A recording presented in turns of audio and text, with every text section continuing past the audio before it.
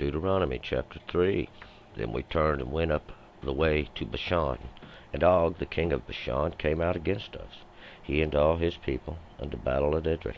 And the Lord said unto me, Fear him not, for I have delivered him and all his people and his land into your hand. And you shall do unto him as you didst unto Sihon, the king of the Amorites, who dwelt at Heshbon.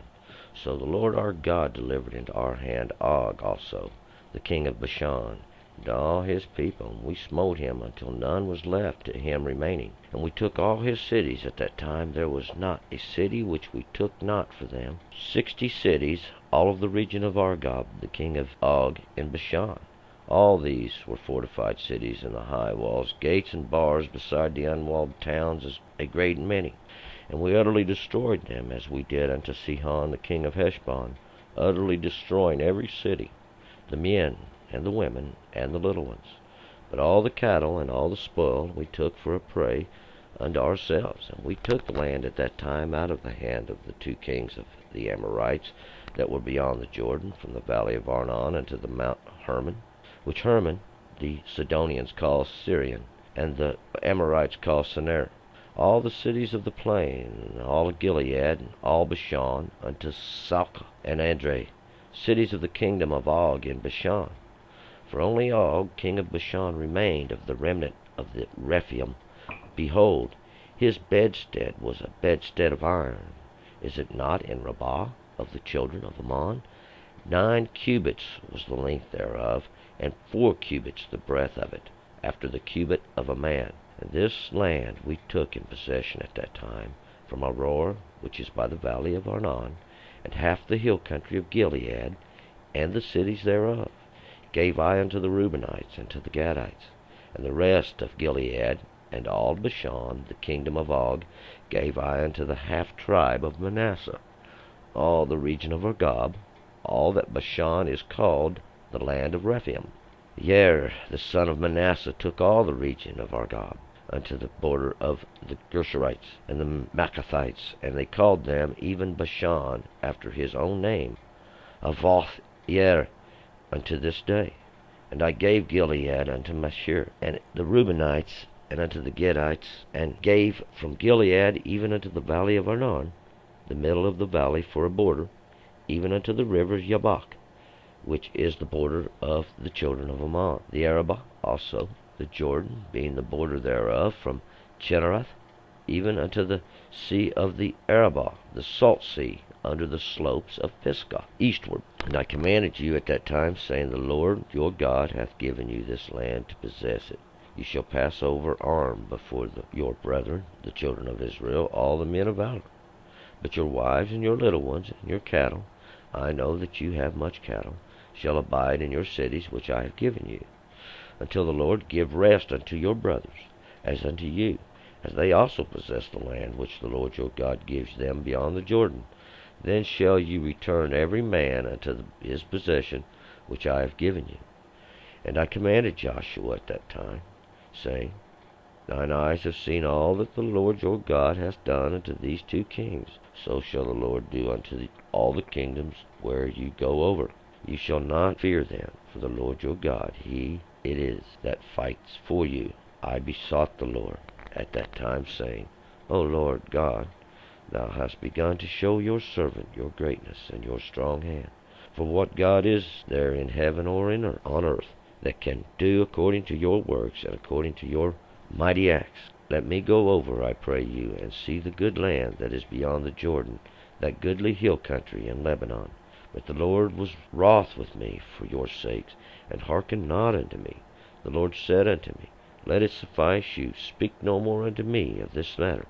Get you up into the top of Pisgah, lift up your eyes westward, and northward, and southward, and eastward, and behold with your eyes, for you shall not go over this Jordan. But charge Joshua, that encourage him, and strengthen him, for he shall go over before this people, and he shall cause them to inherit the land which you shall see. So we abode in the valley over against Beth Peor. Deuteronomy chapter 3. And they turned, went the way to Bashan. King Og of Bashan came out against them. Him and all his people battled Edrei. We see here that God's already causing these Amorite kings to come out and fight the children of Israel. He's already started delivering the promised land into their hand. The Lord said unto me, Fear him not, for I have delivered him. See, God's already delivered him, and all his people and his land into your hand. You shall do unto him as you've done unto Sihon, the king of the Amorites. This is the other king, they've already conquered him.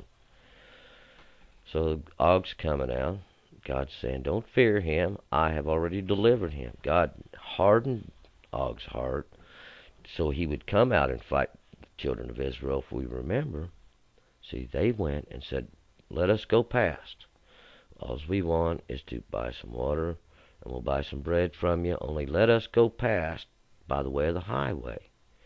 Well, these two Amorite kings, God hardened their heart, and they come out to fight the children of Israel, and God delivered them into the children of Israel's hand. We find in verse 3 that they smote Og, the king of Bashan, and all his people, and they smote him until none was left of him remaining. So they smote everybody, they killed everybody, and took over his city at that time, the cities. There were 60 cities in verse 4, we find out. There were 60 cities, all of them fortified, high walls, gates, bars. Besides the unwalled towns, there was a great many. There were 60 of these cities that was walled and gated with bars. So they took over a great amount of cities, the spoil of it, all the cattle. With verse 6, we find that they utterly destroyed them, as they did unto the Sihon, the king of Heshbon, utterly destroying every city, the men and the women and the little ones. And here what we find is this is the precursor, this is the precursor to what's going to happen when the truth comes out. The truth is from the obedience, our obedience to the 10 teachings, to the commandments God give us, to these obedience to this, the understanding of these 10 teachings. See, this is how God delivers this land to us from before us. See, anyone that comes out against us is going to be, God's going to deal with them. God's going to fight against them. We don't have to do nothing. We just have to walk the walk. We have to stay in the commandments. We have to stay in the statutes. We have to follow the teachings of God. And this is what brings us into the, as we're getting ready to find out. Let's move down going down through here for a minute. And he took the land at that time out of the hand of the two kings of the Amorites beyond the Jordan. This is on the east side of the Jordan. See, over here on the east side of the Jordan, they ain't come into the promised land yet. They're still on the east side of the Jordan. And they fought against these two Amorite kings, and they've took them. Og, says in verse 11, was the only one that remained of the giants, the Rephaim. Behold, his bedstead was of iron. It's in Rabbah, and the children of Ammon. 9 cubits was the length thereof. A cubit is about 16 inches, or 1 1/3 foot. So we would find that this would make Og about 12, his bed about 12 feet long. And I'd say he's probably not a lot shorter than that. So he was a giant. And this land we took in possession at that time from Aroer into the valley of Arnon, half the hill country of Gilead, and these cities thereof, and gave the Reubenites and the Gadites. So this portion of the land was given to the two tribes of Reuben, one of Reuben, one of Gad. Then the rest of it we'll find on down here in verse 13, he gave to Manasseh. Actually, what's called the half-tribe of Manasseh. This is where the tribe of Manasseh gets split in half. Half the tribe stays on the east of the Jordan, and the other half goes on over onto the other side of the Jordan. That's why we have what's called the half-tribe of Manasseh, and you will hear this list or mentioned in the book as we go. And this land was, we find, he lays us out the area which he took and give to these two tribes in 14. See, the region of Argob unto the border of the Gershites and to the Maccathites, and called them even Bashan, after his own name, Havoth-Yair. Yair was the one who conquered this region and took it for the half-tribe of Manasseh. And he gave Gilead and Machir unto the Reubenites and unto the Gadites. This other area he gave to these other two tribes. The valley, he lays us out the borders hereof in these two verses, or in these several verses here. And then we move on down, and I command, at verse 18, and I command you at that time, saying, the Lord your God has given you this land to possess it. You shall pass over armed, before your brethren, the children of Israel, all the men of valor. And what he's doing, he's explaining to these three tribes as he gives them their inheritance as their portion. He's saying, now I'm going to give you your inheritance here, but you will have to pass over this Jordan and go help your brethren secure their inheritance. See, because what God's trying to teach us is there are those who have understanding, who have the knowledge to obey these commandments and to keep these commandments, that this is the covenant which God made with mankind, the everlasting covenant. And he's telling them that, but you will go on across and you will help them secure this land as well. So those on this side of the Jordan who had received their inheritance had to cross over and help the rest of the brethren secure their blessing, secure their inheritance.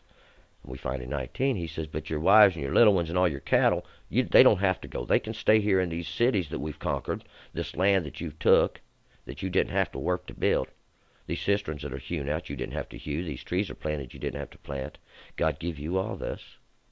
They'll stay here, but you, all you men of war, will cross across and help your brothers secure their possession. Help them take their land of inheritance. Verse 21, and I commanded Joshua at that time, saying, your eyes have seen all that the Lord your God has done unto these two kings. So shall the Lord do unto all the kingdoms where you go over. So Moses is telling Joshua, this is what God's going to do. You see this? This is what God's going to do. Don't be scared, verse 22, for the Lord your God, he is that fights for you. See, God is going before you fighting. You don't have to do the fighting. You have to be obedient to the Word of God. You have to obey the 10 teachings. And God does your fighting before you. Your obedience causes God to get in front of you and do your fighting for you. And I besought the Lord, verse 23, and I sought the Lord at that time, saying, O Lord, thou hast begun to show your servant the greatness and the strong hand. For what God is there in heaven or earth that can do according to your word, according to your mighty act? Who can bring and make this nation and deliver them into these cities already built, all this stuff already made? Who can do this?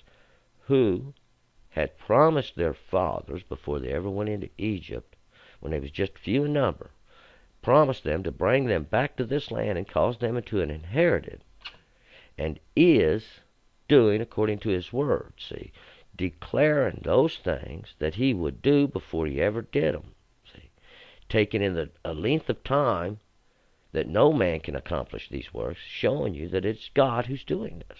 And Moses said in verse 25, let me go over, I pray you, and see the good land that is beyond the Jordan, that goodly hill country in Lebanon. 26, but the Lord was angry with me for your sakes, and he hearkened not unto me. And the Lord said unto me, let it suffice you, speak no more unto me of this matter. We see that God was a little angry with Moses here. And he's telling Moses, I don't want to hear no more about you going across. You're not going to go. See, for whatever reason God had, we'll find this out later, Moses couldn't go across the Jordan. He couldn't cross over the Jordan into the promised land. God had showed him that it was getting ready to happen. God had even showed him, brought him to where they had begun to conquer it. But God said, you can't go over here, Moses. You're allowed to see it, but you can't go over. So verse 27, but get you up to the top of Pisgah, and lift up your eyes westward, northward, southward, and eastward. And behold with your eyes, for you shall not go over this Jordan. God says, go up there and look, because from there you can see everything, but you're not allowed to go in. Verse 28, he says, but charge Joshua to encourage him and strengthen him, for he shall go over before this people. This word Joshua means salvation. So let us read it. Salvation is going to go over before this people, and it shall cause them to inherit the land which you shall see. So how do we get salvation? By being obedient to the 10 teachings of God, by obeying the commandments and statutes of God. That's right. And it's this that goes over before us, that this goes before us and causes us to inherit the land. Salvation from the obedience to the statutes. This is the higher teaching we get from this whole lesson. The whole lesson This is the understanding we're trying to achieve, that it's our obedience to the law of God that brings us salvation, and it is salvation that causes us to inherit the promised land, this good land that God has promised to bring us into. A land already prepared. There's no work for us to do. See, somebody else has done our work. Somebody else has planted these fields. Somebody else has planted these trees. Somebody else has built all these cities. Our obedience to the commandments brings us into the promised land. It gives us salvation. Salvation goes before us and brings us and causes us to inherit these things that God promises. Verse 29, so we abode in the valley over against Beth Peor. So they stayed there waiting. Now, Moses is going to finish here all the teachings before he goes on to die, and the children will enter on into the promised land.